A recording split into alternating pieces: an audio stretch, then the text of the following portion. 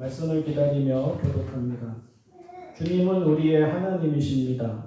주님의 뜻과 마음을 우리가 깨닫게 하여 주십시오. 오늘 하나님께서 우리에게 주시는 말씀은 요한복음 6장 26절과 27절 그리고 48절에서 51절입니다.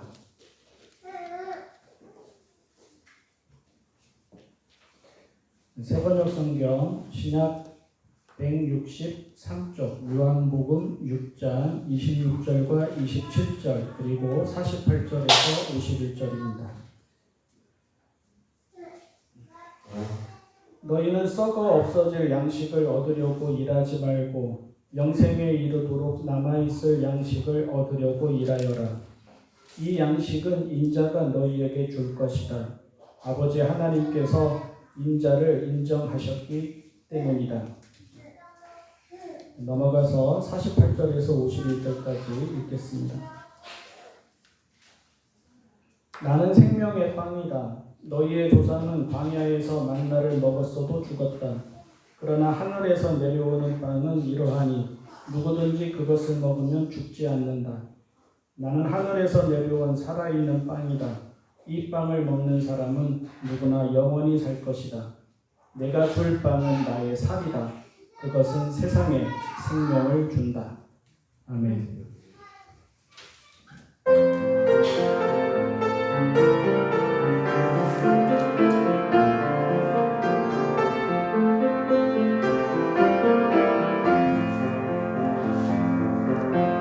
이 말씀 따라 사는 동안 지치지 않게 하시고 이 말씀 따라 사는 동안 주님 나라 이루소서. 이 말씀 따라 사는 동안 지치지 않게 하시고 이 말씀 따라 사는 동안 주님 나라 이루소서.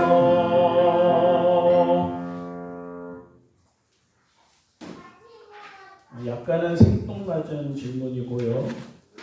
약간은 이제 불쾌한 질문일 수도 있겠습니다.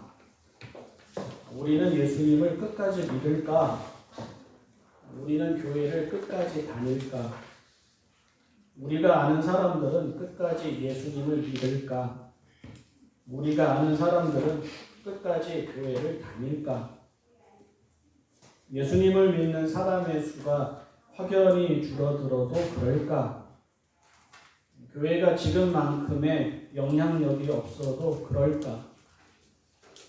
공공연히 교회를 다니고 공개적으로 기도를 하고 자기가 교인임을 밝히는 것이 낯설게 여겨지고 불편하게 여겨지고 거북하게 여겨져도 우리도 그들도 끝까지 그리스도인으로 남을까?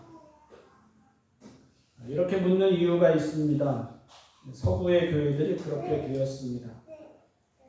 태어나기만 하면 자동적으로 교인이 되던 시대도 있었는데 이제는 그리스도인이 되고 교회를 다니는 것을 고루하고 후지고 뒤처진 문화로 여깁니다.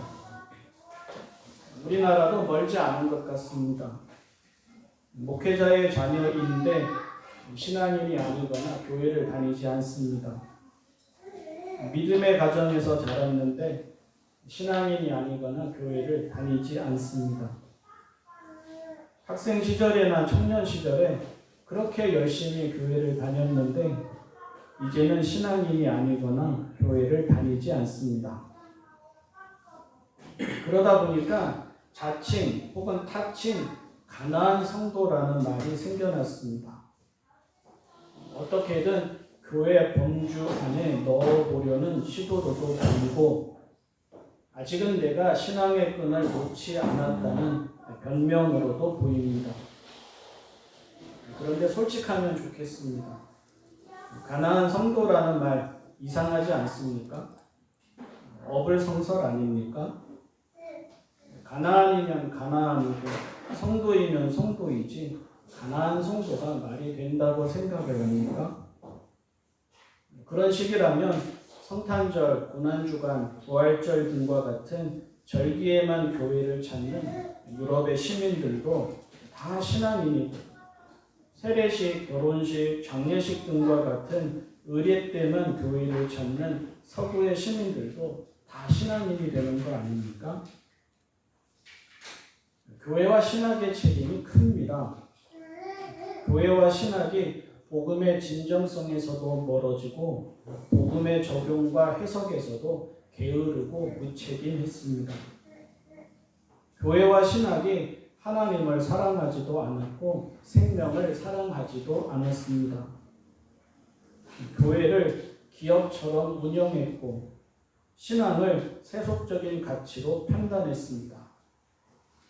뭐가 다르고 무엇을 지향해야 하는지도 보여주지 못했습니다. 물론 교회와 신학이 제 역할을 했다고 해서 다수가 신앙인이고 교회가 여전히 교회로 남게 되지는 않았을 것입니다. 교회와 신학이 복음에 충실했어도 신앙인의 수는 적었을 것이고 교회의 크기는 작았을 것입니다. 교회와 신학이 복음에 충실했다면 신앙인은 좁은 길을 걸었을 것이고 교회는 좁은 문이었을 것입니다. 항상 그랬으니까요. 구약에서도 신약에서도 신앙인은 소수였습니다. 구약에서도 신약에서도 신앙 공동체는 비주류였습니다. 다만 지금처럼 흐지부지하지는 않았을 것입니다.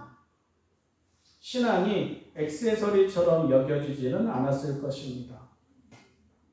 신앙이 술에 물 탄 듯, 물에 술 탄 듯 여겨지지는 않았을 것입니다. 교회가 클럽이나 마트나 기업처럼 여겨지지도 않았을 것입니다. 쉽게 믿지는 않았겠지만 쉽게 떠나지도 않았을 것입니다. 다수가 모이지는 않았겠지만 어렵게 모인 만큼 소속감이나 친밀함이 컸을 것입니다. 그리고 그렇게 되었다면 우리는 끝까지 예수님을 믿을까 하는 물음을 던지게 되기보다는 우리는 어떻게 세상을 이길까 하는 물음을 던졌을 것입니다. 오늘 말씀의 배경을 보면 예수님 곁에 사람이 많았습니다. 병을 고쳐주셨고요. 악한 영에게서 풀어주셨고요. 먹을 것을 주셨습니다. 마음을 시원하게 해주셨고요. 같은 편이 되어주셨고요. 위로하여 주셨고요. 격려하여 주셨습니다. 언제라도 맞아주셨고요. 어디서라도 맞아주셨고 또 아무라도 내치지 않으셨습니다. 그런 주님을 본 적이 있었겠습니까? 그렇게 알아주시는 주님을 만난 적이 있었겠습니까? 사람들이 예수님이 지나시는 길이라면 서둘러 찾아갔습니다. 사람들이 예수님이 계신 집이라면 시간을 가리지 않고 모여들었습니다. 사람들에게는 예수님이 밥이고 생수이고 의사이고 길이고 해결사이었습니다. 오죽하면 엄연히 왕이 있는데도 예수님을 왕으로 삼자며 열광했겠습니까? 그런데 딱 거기까지였습니다. 오늘 말씀을 보면 분명히 나오듯이 예수님은 그들이 당신을 믿는다고 하지 않으셨습니다. 어려울 때마다 찾았고 필요할 때마다 찾았습니다. 주님이라 불렀고 들어주시리라는 기대가 있었고 이루어 주시리라는 확신이 있었습니다. 하지만 그들에게는 그것이 전부였고 예수님 또한 그들과 거리를 두셨습니다. 서로 바라는 바가 달랐습니다. 서로 가는 길이 달랐습니다. 사람들은 예수님을 더 깊이 알고자는 하지 않았습니다. 사람들의 관심은 현실이고 육신이고 먹고 사는 데에 있었습니다. 예수님을 찾은 이유가 건강을 위해서였습니다. 생계를 위해서였습니다. 문제 해결을 위해서였습니다. 도움이 필요해서였습니다. 예수님을 왕으로 삼으려는 이유가 형통한 삶을 위해서였습니다. 가정을 위해서였습니다. 억울한 일을 해결하기 위해서였습니다. 풍요와 평안을 위해서였습니다. 자기를 알아달라는 마음에서였습니다. 어쩌면 예수님을 찾지 않아도 될 만큼 넉넉하고 편안하고 어려움 없이 살게 되는 것이 그들에게는 진짜 복음이었을 것도 같습니다. 현대사회가 그렇듯이 딱히 신앙도 교회도 필요하지 않은, 잘 사는 사람들이 그렇듯이 딱히 기도할 일도 갈급할 일도 없는 그런 편안한 삶을 살고 싶은 욕망이 사람들이 예수님께로 모여든 이유이었을 것입니다. 그러니 끝까지 예수님 곁에 있을 이유가 없었습니다. 예수님을 전적으로 신뢰하며 따라갈 이유도 없었습니다. 그들의 기대와 예수님의 기대가 다를 때에는 언제나 미련 없이 돌아섰습니다. 육신의 생수를 구하는데 영혼의 생수를 말씀하시면 등을 돌렸습니다. 육신의 양식을 구하는데 영혼의 양식을 말씀하시면 어렵다고 하였습니다. 땅에서 살게 하는 은혜를 구하는데 영원히 살게 하는 은혜를 말씀하시면 알아듣지 못하겠다고 하였습니다. 예수님 곁에 있는데 예수님께 맞추지는 않았습니다. 예수님께 모여는 들었는데 예수님께 배우지는 않았습니다. 우리는 끝까지 예수님을 믿을까? 선뜻 대답하지 못하겠습니다. 우리는 참으로 예수님을 따를까? 자신 있게 대답하지 못하겠습니다. 다만 이것만큼은 분명히 대답할 수 있습니다. 신앙을 먹고 살기 위한 도구, 수단, 정성, 힘, 지혜 등으로 여기는 사람은 끝까지 예수님 곁에 있지 않을 것입니다. 형통할 때에는 형통해서 예수님이 필요하지 않을 것입니다. 어려울 때에는 어려움이 쉽게 해결되지 않아서 예수님보다 다른 그 무엇이 더 필요할 것입니다. 자기의 형편에 따라서 예수님을 찾았다, 잊었다 할 것입니다. 누가 예수님을 믿을까? 누가 예수님을 끝까지 신뢰하고 따를까? 교회에 있는 사람이라고는 대답하지 못하겠습니다. 우리라고도 대답하지 못하겠습니다. 다만 이것만큼은 확실히 대답할 수 있습니다.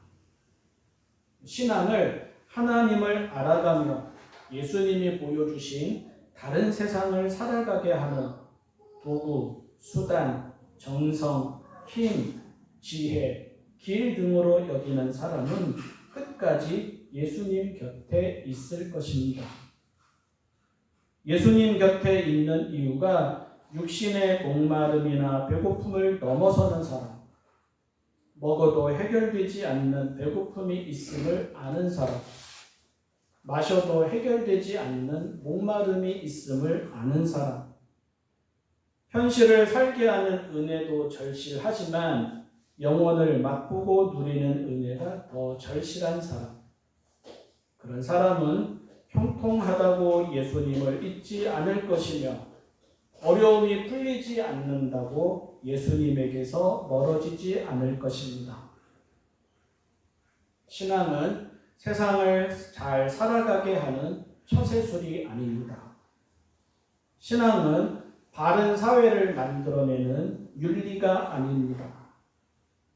신앙은 상처와 갈등으로 가득한 세상에서 자기 마음을 지켜내는 마음 공부가 아닙니다.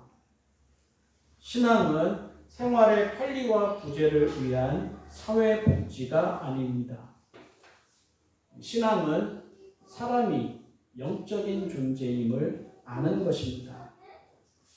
신앙은 사람에게는 하나님과의 관계에서만 채워지는 영적인 목마름과 갈급함이 있음을 아는 것입니다. 신앙은 그 목마름과 갈급함을 알기에 하나님을 찾는 것입니다. 또한 그래서 신앙은 예수님을 믿는 것입니다.